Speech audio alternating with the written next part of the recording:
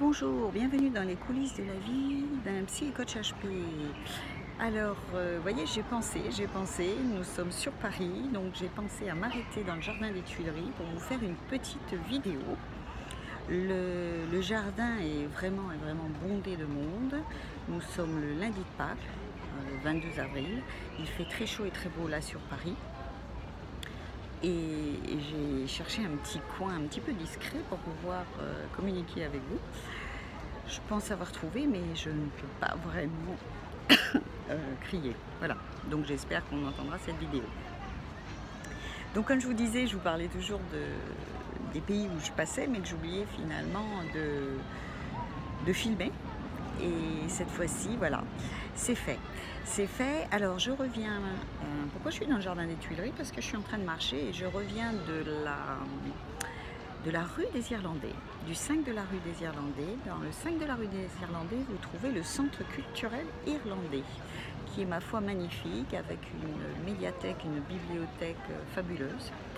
Je ne vous raconterai pas forcément l'historique de ce centre, mais vraiment sachez, vous voyez, j'ai pris les petits documents, je vais comment dire,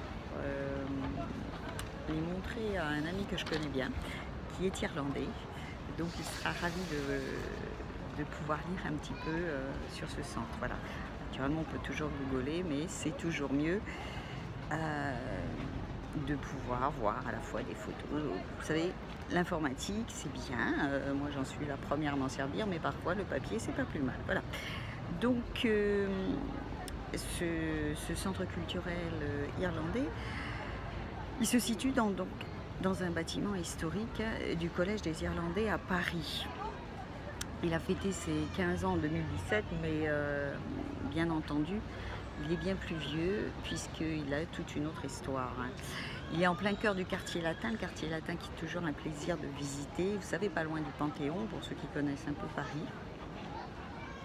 Donc c'est toujours merveilleux de voir tous ces bâtiments parisiens. Alors pourquoi j'étais à ce centre? Eh bien tout simplement parce qu'il y avait un événement des Mensa. Alors tout le monde ne connaît pas les Mensa. Sachez que c'est le groupe des personnes avec un QI supérieur à 130. Alors non pas qu'elles veulent faire clan à part, mais au contraire, elles se sentent moins jugées et peuvent discuter de choses sans se sentir finalement hors norme. En l'occurrence, aujourd'hui, nous avions le droit pour Pâques à une superbe chorale. Et c'est toujours merveilleux d'écouter une chorale, donc d'amateurs, mais vraiment très bien dirigée par un expert. Et cela a été accompagné d'un thé où chacun avait apporté donc des pâtisseries maison, des boissons. Et les enfants faisaient une chasse aux œufs. Voilà. C'est très rare que je puisse aller à un événement. Il y en a aussi en Australie. Dans le monde entier, vous avez des Mensa. Et là, j'ai profité de revenir de Toulouse, d'une formation IFT en classe, pour faire un petit stop et rencontrer donc des gens que l'on voit souvent sur Facebook ou que l'on a par email, par téléphone, mais pas forcément en réalité. On ne les voit pas vraiment face à face. Voilà. Bien que face à face me dérange un peu, puisque quand on est en Skype, on se voit quand même face à face. Ce qu'il est ressorti de cette visite, voilà, je voulais vous en parler, c'était vraiment le côté,